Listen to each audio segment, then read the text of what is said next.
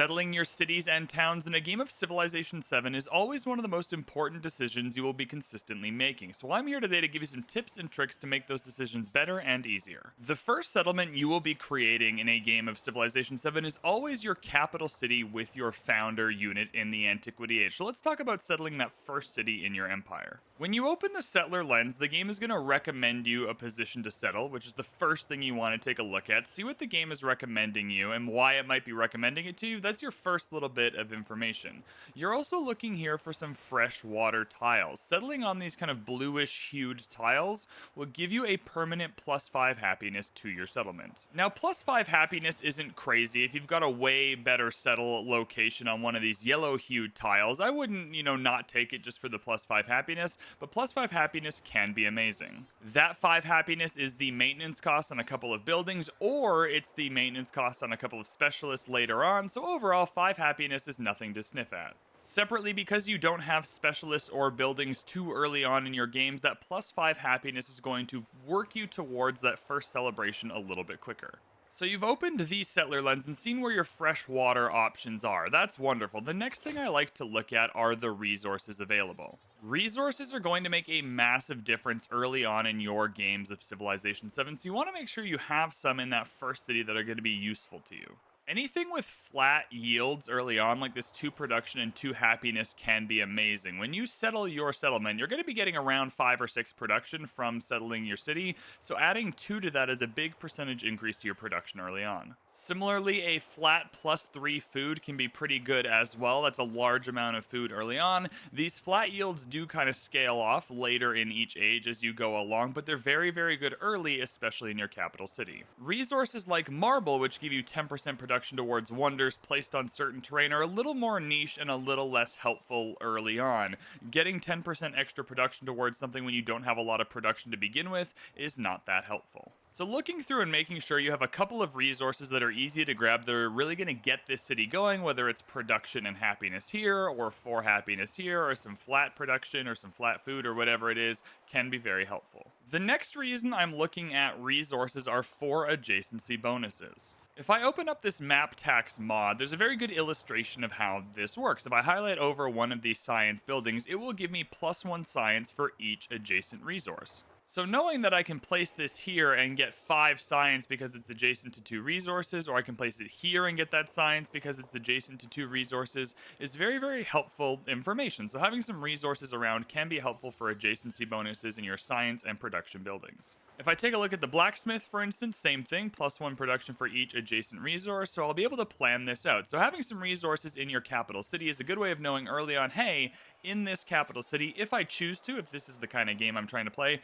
I'm going to be able to get quite a bit of production at the very least, but also quite a bit of science if I want that. Adjacencies in general are the next thing I'm looking at. You can see with a lot of coastal terrain and some kind of navigable rivers here, my food buildings and my gold buildings are also going to be pretty good.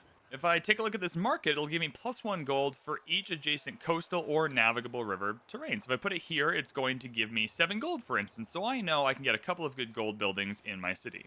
Same with food buildings. If I hover over here with a food building, very similar adjacency bonuses, I can get 8 food on this tile, whereas this tile here gives me 5. If I hover over the culture buildings, though, you'll see this is where things kind of let me down in this city a little bit. I don't really have the mountain terrain or anything like that to get the adjacency bonuses. So as you can see, no matter which tile I put it on, I'm kind of getting similar yields here. So with that information, I can make an evaluation. If I am playing a game with good science, good production, and I want food and gold, and those are the types of things I'm going for, this capital city is going to get me going there very quickly. If I'm trying to play a more culturally focused game, where I'm trying to use mountain adjacencies or natural wonder adjacencies for those happiness or culture adjacency bonuses, this city is not going to be as good at doing that for me. So if I'm going for culture early on, and that's what I want to go for, maybe the start isn't very good. If I'm trying to go for gold or food or science or production, and that's kind of what I want the core of my empire to be, this city is going to be a lot better at getting that going early on.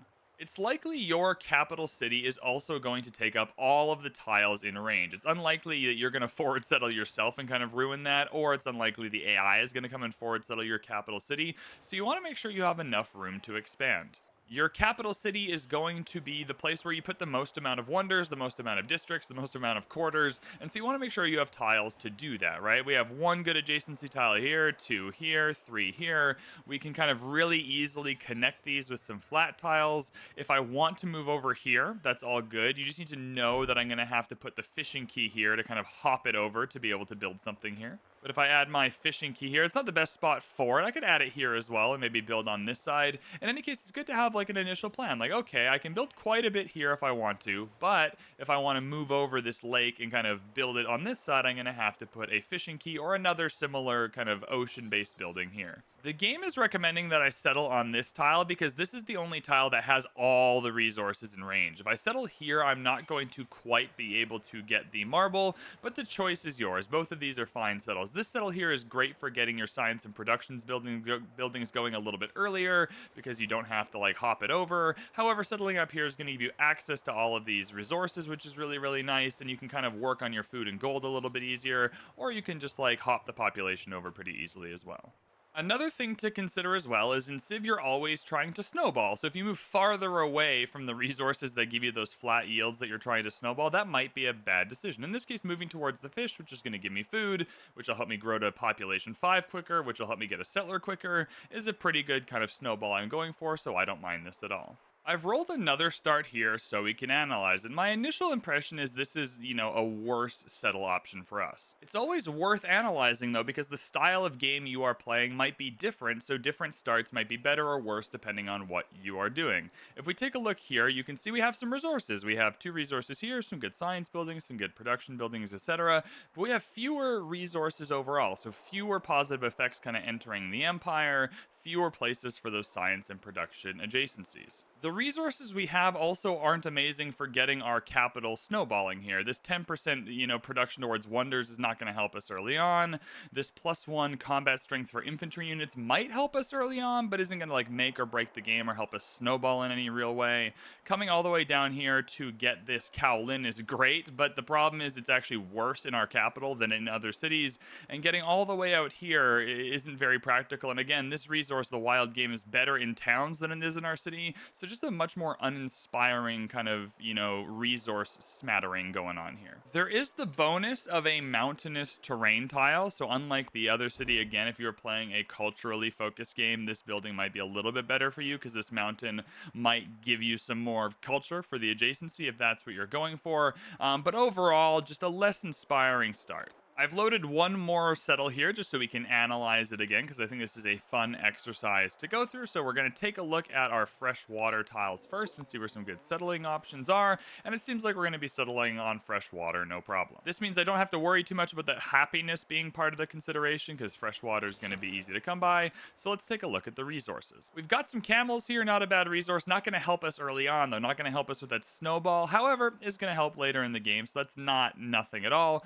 We've got some gold here. Gold gives you 1 gold and happiness in each settlement. We don't have any settlements right now. We're just going to have the 1. So 1 gold and 1 happiness early on is not amazing. This kind of scales better later on, but doesn't help your capital city snowball in any real way. The horses up here with cavalry strength, fine, but again, it's not going to help your capital city snowball in any real way. And then the iron all the way up here isn't overly ideal either. Some great spots for those science and production adjacencies though, which is good. Some reasonable spots as well for those gold and food adjacencies. And not for nothing, some spots here for those culture adjacencies. So you can easily see a way where you're getting some of your science and production buildings here between the 2 resources and some of your cultural and happiness buildings up here with this mountain adjacency. You have some gold and food options as well. So I think this start goes right in the middle. I would have preferred the first start, which is all good. However, this start here I think is better than the one previous. Anytime you have a lot of navigable river tiles or lake tiles as well, you're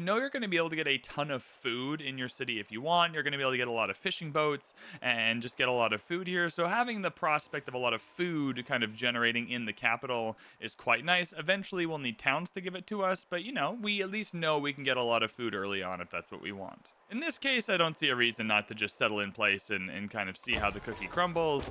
Settling on each tile, there's some things you want to consider as well. You might get some science yields, etc., etc. Those are things worth considering as well. Also, it kind of depends. One of the other things we might want to think about is what kinds of What kinds of improvements are we putting down?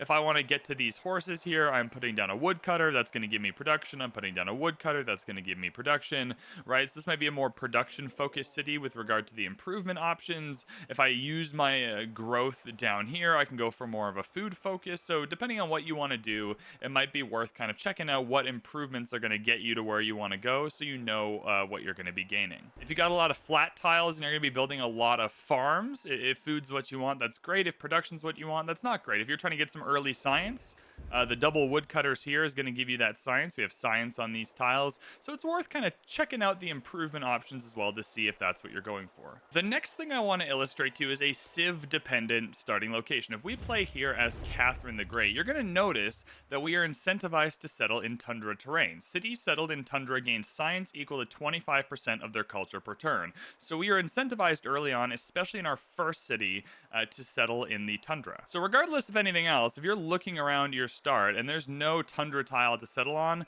that's not ideal. So if I have to choose between this tile here, which is flat grassland, or this tile here, which is tundra, I'm going to choose the tundra tile for that 25% boost. If we look at the settler lens, the game is also going to recommend this tile because your abilities benefit from settling in this biome. So the game does a pretty good job of letting you know that, but it is good to note, go through your civs. The type of start you might want is different depending on who you're playing. If you are playing someone like Catherine who needs tundra to maximize their abilities, make sure you are settling on some tundra and have some tundra around to settle another city on. If you are playing as someone who needs mountains, make sure your start has mountains. You want to start your game with a map that maximizes your civ's abilities.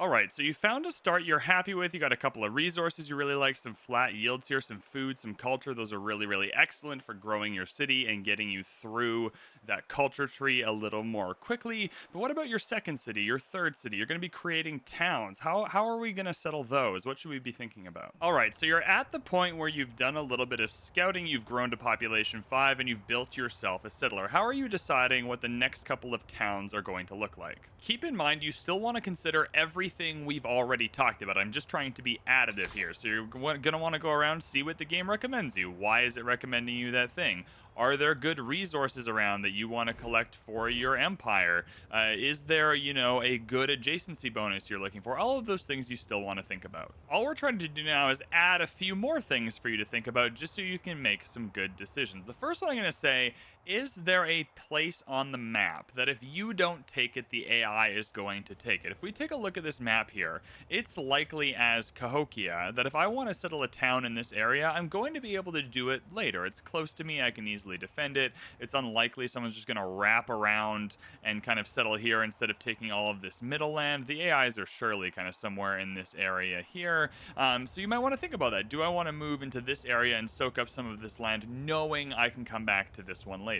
Separately, maybe there's a really good town focus you're looking for. If you take a look at this kind of desert area here, if I were to settle a town up in this area, I'm going to be getting a mine on this resource for 4 gold. I'm going to be getting a mine on this resource for 4 gold as well. And I have a lot of production tiles going down here too. So there's a lot of interesting options if you want kind of a high production town generating gold for your empire. All of your cities are also going to be getting food from your town. So maybe settling a town over here is something you want to consider. You can get some fishing boats, you can get some fish. That's more food you can kind of get to your capital. A food focus here would be amazing. So maybe that's what you want. You want Cahokia to be big and amazing. You need some food to get there to make that happen. Maybe this is a town you're interested in. There's a natural wonder here. So maybe you're kind of interested in the adjacencies. There's the raw yields of the natural wonder as well, which is amazing. It'll give you 2 production on adjacent districts, which is wonderful. So if you're building districts next to it, it gives you an adjacency to a lot of things, but also this specific wonder is going to give you that 2 production, which is amazing. Maybe there's some adjacencies you want here, right? Like in this city here, we don't have a lot of mountains to work with for a lot of culture and happiness adjacency, and maybe that's something you're looking for in your empire. So a city down here looks quite good because you have those culture adjacencies. Separately, are you looking for a town or are you looking for another city? A lot of your towns, they're all going to start as towns, but some of them are going to become cities. If you settle something up here, it's likely going to stay a town. There's not a lot going on up here. The resources you're collecting are good. There's like 1 or 2 really good, obvious options for the town focus, but I couldn't see myself building a really large city over here. If I were to build down here, I could see myself building quite a big city over here. We got great adjacencies and natural wonder that's going to give us some production for building nearby. We can go down a navigable river to the coast. I can see myself building a large city down here. So it might be worth getting a town here to get this going, so by the time you make a city, it's already kind of ready to go, and then circling back and settling your town up here, taking this land here. These are all things you should be thinking about. Each game is going to be a little bit different, but I hope I've given you a few things to kind of add to your thought process as you're settling your second town, your third town, your fourth town, your fifth town, specifically when it comes to what are your towns going to do for you, what land are you going to be able to take up, and which towns are going to become cities. And finally, in Civ 7 specifically, kind of more than all of the other civs, I think you definitely want something meaningful on the coastline. In the exploration age, you are going to need to get on the coastline, you're going to want to find the distant lands, you're going to want to be able to use your navigable rivers. Nothing worse is like settling a city here, having 2 navigable river tiles, and having the AI have that last navigable river tile. You want to find a way to give yourself access to the ocean in Civ 7, so having one meaningful town or city on the coast I think is really worth it, which highlights the idea that this city here might be something we're really interested in. I've loaded up a game in the exploration age just to show you how this thought process works later on in the game, because it is broadly similar. You want to go through the same process every time you are making a settlement decision. Now's a good time for me to talk about the settlement limit. You have a settlement limit. It'll go up throughout the game for a variety of things. That's maybe for a different video. I'm going to say you always want to be at least at the settlement limit. If you are significantly below the settlement limit, that's not really that helpful. There's no penalty for being at the settlement limit, and the more settlements you have, the more things you have going on in your empire. So there's no harm in being at the settlement limit. I suppose the only limiting factor is if the AI is attacking you, can you defend all of those settlements, or else you're just giving them a settlement for free. In most games, though, you should be able to defend up until your settlement limit. If you go over, you are going to gain a -5 happiness penalty in all settlements. In a game where you have 534 kind of surplus happiness kicking around, maybe that's not going to be that big of a deal. There are tons of games and tons of situations where going over your settlement and settlement limit is valid. However, I'm just going to recommend staying at the settlement limit if you're a newer player. In any case, when I go through this process, it's very similar. I have a settlement limit, and now we're adding a military aspect. Can I just take Lahaina with this military, and that can be my 17th settlement? That's probably the best idea in this situation. But if I'm going to settle it, there are a few options. This area right here is the land takeaway option. There are a couple of good resources. I could make a reasonable town out of this, you know what I mean? And I would take away the land from all of the AI that are over here that might want to settle it. Down here might be my good city option. There are a lot of really good, I think this is a natural wonder. There are a lot of really good options here. Navigable rivers, some good resources. I can build some really good districts. If I'm looking for another town that I might want to grow into a city in the next age or later on in this one, this might be that option down here. If I'm looking for a town to just pick up some resources, right? Just pick up some resources, connect everything to my cities, make my cities a little better. This might be my option down here. There's some great resources. I don't really envision this being its own city at any point. However, I can definitely see why this would be a useful addition to my empire. There's also all of this space down here. Very similar things going on, similar things we're thinking about, but I know that I can settle here later. So is it imperative that I come and settle here now when I think that the AI is going to leave this for me? I don't think it's going to be stolen. So there's kind of a lost opportunity if I come and settle here now, because this area is always going to be available for me when I need it. Later on in the game as well, you want to make sure all your cities have towns that are affecting it. All of your towns are connected to cities via roads. You can manipulate this a little bit via your merchants, which is again maybe for a separate video, but if you have like 4 or 5 towns all the way over here all connected to this city, and this city is getting all of the benefit of those towns, but none of these towns are connected to this city here or this one down here, it might be worth settling a town over here just to make sure Athenai has some kind of food generation coming in from that town. Making sure all of your cities are getting a little bit of love from your towns is also quite important. If Quaraquorum was not connected to very many towns and was not getting much of a benefit, I might want to settle a town right here just for that, just to make sure I have something that's giving a benefit to my cities. We are back here with our founding settler unit, our founder unit here, and I just want to say thank you for watching this video. If you enjoyed this video, I hope it was helpful and at least giving you some information you might want to consider when you are settling your cities. Thank you so much for watching. My name is VanBradley. I hope you'll stick around for more Civ 7 tutorials in the future. I hope you enjoyed this one. Thanks again for watching, and we will see you in the next one.